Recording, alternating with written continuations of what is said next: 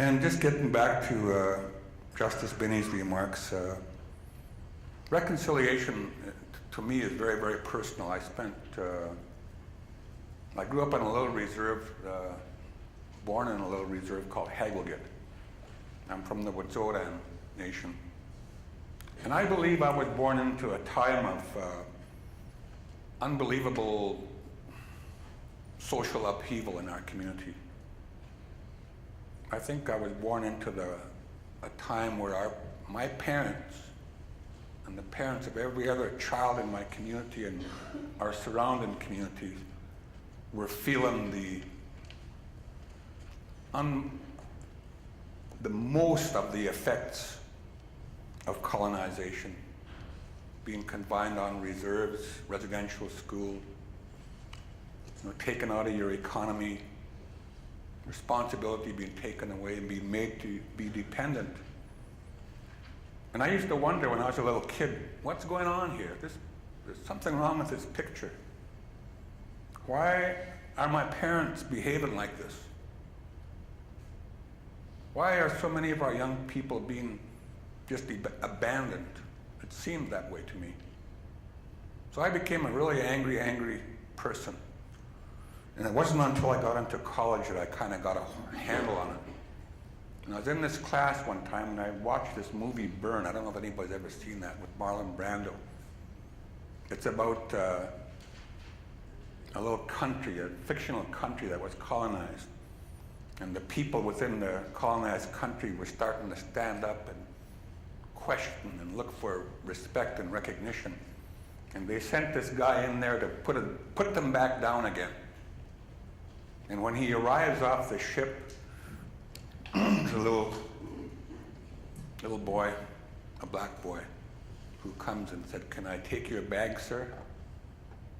And of course he hands the bag off to this little boy because he's there to put him back down.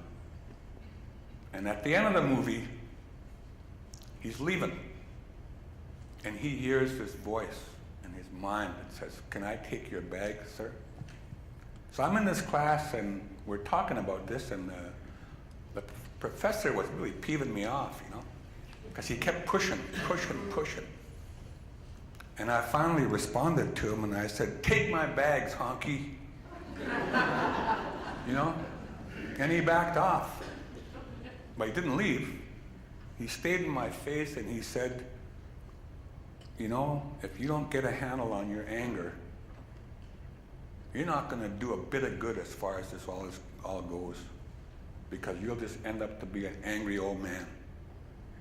So if you really care about this, if you want to be a part of change here, you got to harness that anger into a different direction and make it work in a positive, constructive way. That doesn't mean you give up anything." That's probably the best advice I ever got. So I spent a number of years working on the Delgamuukw and Gustave court action on behalf of our hereditary chiefs. And we went into the Supreme Court of British Columbia after trying negotiations, after trying in the courts, winning cases after case on technicality, on fishing matters. You speak about Sparrow. And I got home after residential school and hitchhiking around the country. And the first thing I ran into is 13 of our elders being charged for illegally fishing. And the first job I got was to be on the defense team and deal with this. We won all those cases in a year and a day, but we never advanced in terms of recognition of rights or anything like that, because we won them all on technicality.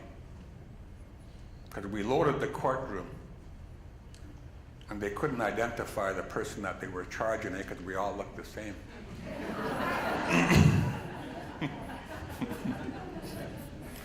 But anyway.